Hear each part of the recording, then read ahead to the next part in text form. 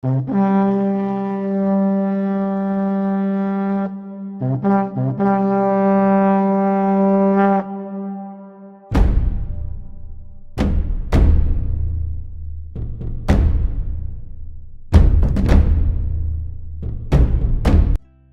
gonna get in this book, Londinium Redivivum, or an ancient history and modern description of, by James Peller Malcolm.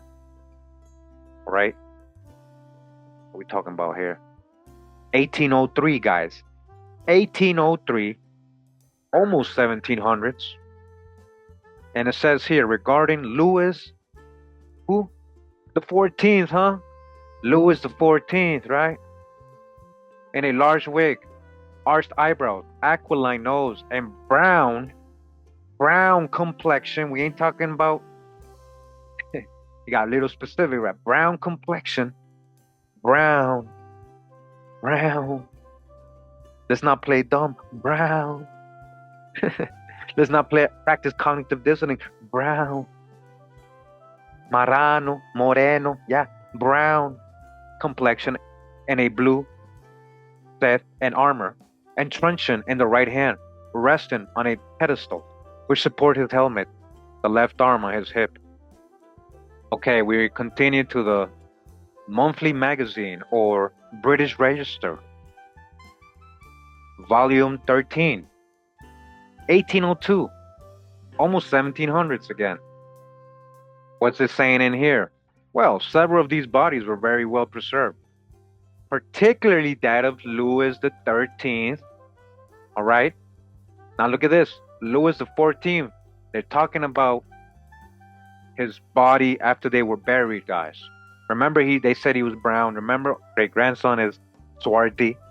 Says Louis the 14th was also in a good preservation, but his skin was as black as ink. Oh, but there was something wrong with him. He was preserved, but there was something wrong because he's black, but they're saying he's preserved. So which one is it? Makes some sense. Also in good preservation, meaning his complexion, his skin was still there, preserved, right? That's why it was black as ink. Because he was a swarthy man in life. The rest were in a state of liquid petrifaction, especially that of the great Dauphin. But the one that they were able to see, Louis the 14th, who we just got the description saying he was brown, he was a brown man. Yeah, his skin was black as ink. Black as ink. We're in this book, Louis the 14th, by Richard Wilkinson. So what did Louis XIV inherit from his parents? We just read it. Actually, he most closely resembled his Bourbon grandfather, Henry IV, displaying his sociability, sexual prowess, self-confidence, and political skill. And with due respect to Levi, Louis XIV's swarthy complexion and prominent nose were typically Bourbon. That was the typical Bourbon look. Prominent nose and swarthy complexion is the typical Bourbon look. We're in volume 2 of this, Webster's 1828 dictionary, okay? And once again, swart, to make tawny. Swartly, duskly with a tawny hue. Swarthiness, tawniness, a dusky or dark complexion. Swarthy. Definition A, or 1, being of a dark hue or dusky complexion, tawny. In warm climates, the complexion of men is universally swarthy or black. Swarthy or so-called black. There is no black. Ain't nobody black. That's the crayon color. But either way, you know what they mean. The Moors, right? The Moors are swarthy. The Moors, Spaniards, and Italians are more swarthy than the French, German, and English. That's what they say here in 1828. I guess they forgot what Benjamin Franklin said in 1750. You know, let's not use crayon colors to refer to people and generalize. You know, let's just try to learn and let them learn. Let these people who are ignorant, let them learn. They can argue and talk all day, but we got sources and we got history. We got genealogy, you know, primary stuff here. Okay? Definition number 2 of swarthy.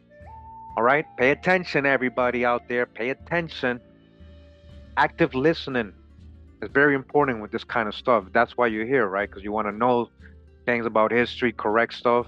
We're not here just to philosophize and blog, right? I'm not here just to blog and give my opinions, right? Definition number two, black. That's what Swarthy means. Definition number two, black. Definition number two, black. As the swarthy African, just like an African,